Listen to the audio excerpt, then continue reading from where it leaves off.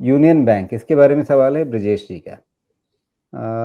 Union bank के 200 share हैं इनके पास, 116 पर अभी क्या करना चाहिए? जितनी बीच में बातचीत हुई, चर्चाएं छिड़ी कि हाँ, बैंकिंग, पीएसयू बैंकिंग में कंसोलिडेशन होगा, उसके चलते शायद बहुत सारे लोगों का ध्यान जा रहा होगा अभी कि कुछ, मतलब जो कतार में दूसरी तीसरी श्रेणी में आते हैं, वैसे पीएसयू बैंकों पे नज़र रखी जाए। लेकिन वो सब चीज़ें, मतलब कोई प्राइवेट सेक्टर में मर्जर एक्विजिशन होता है, वहाँ पे प्राइस इम्पैक्ट आता है। सरकार एक हाथ से दूसरे हाथ में डालेगी, वहाँ प्राइस इम्पैक्ट थोड़ी आएगा। नहीं, वहाँ पे क्या होगा, सी मान लेते हैं कि एसबीआई में, बैंक ऑफ बड़ौदा में, कैनरा बैंक में, पीएनबी में, ये 4 में बहुत बैंक को मिलाने का प्रपोजल अगर रखा गया और मान लीजिए कि मिला दिया गया, सडनली क्या है, विथ एसबीआई, कैनरा बैंक, इन सब क्वालिटी के साथ आपको एक वॉल्यूम एक्सपेंशन अपने आप में ही मिल जाएगा। और फिर आप एक मतलब आप समझें कि ये जब एक बड़ा बैंक बन गए तो आपके बिजनेस करने की एबिलिटी भी, स्प्रेड करने की एबिलिटी, सब कुछ आपकी बढ़ती जाएगी।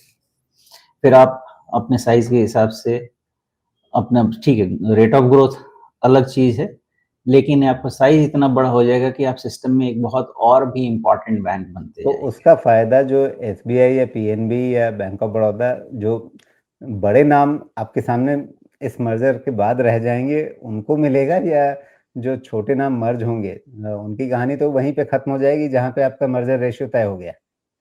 बस बस बस बस बस यही पॉइंट लाना चाहता था कि जब तक मर्जर रेशियो तय नहीं हुआ तब तक सब अपने अपने नाम बढ़ते रहेंगे। जिस दिन मर्जर रेशियो तय हो गया, देन ये गिर भी सकते हैं। अगर मर्जर रेशियो में आपका जिसके साथ भी मर्ज हो रहे हैं उनसे इनको वैल्यूएशन कम अगर आका गया तो प्राइस करेक्ट हो जाए। तो एवरीथिंग डिपेंड्स, या स्पेकुलेशन, ये प्राइस का तभी तक चल पाएगा जब तक मर्जर रेशियो डिफाइंड नहीं है, और तब तक तो चलेगा ही। जी। और वो भी, ये कहानी जो है वो कितने बरस की है किसी को नहीं पता है। सरकार कब से सोचती रही है, टुकड़ों टुकड़ों में ये काम बीच में हुआ भी है।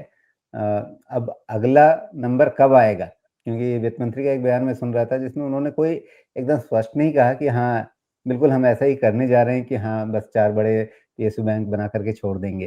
उन्होंने कहा कि इन बैंकों को हमें बड़ा बनाना है और उसके लिए क्या-क्या रास्ते हो सकते हैं, उन सब पे हम विचार कर रहे हैं। तो मतलब अभी कोई एक डन डील नहीं है, कोई एक अंतिम फैसला नहीं है कि हाँ, ये हमें 4 पीएसयू बैंक बनाने ही हैं और इसके लिए सब बाकी सबको इनमें मर्ज करना है, वो हुआ नहीं है अभी फैसला। बिल्कुल सही बात है। ये एक लाइन ऑफ थिंकिंग है। जब एक लाइन ऑफ थिंकिंग आप लेते हैं तो उसके पॉजिटिव एंड नेगेटिव दोनों को एनालाइज किया जाता है, और उस एनालिसिस के बाद आप फाइनल कंक्लूजन पे पहुंचेंगे कि हमको ऐसा करना है या नहीं करना है, या किस लेवल तक जाके करना है। तो वो सब कुछ कुछ भी अभी क्लियर नहीं है, और उस बेसिस पे मुझे लगता भी नहीं कि किसी बैंक को खरीदना चाहिए। आपको अगर किसी बैंक को खरीदना है तो इन इट्स इंडिविजुअल आइडेंटिटी, ये क्या कर रही है, कितनी इसकी एबिलिटी है ग्रो करने की, उसमें खरीदे। उसका वैल्यूएशन कैसा है, उसमें खरीदे। जी।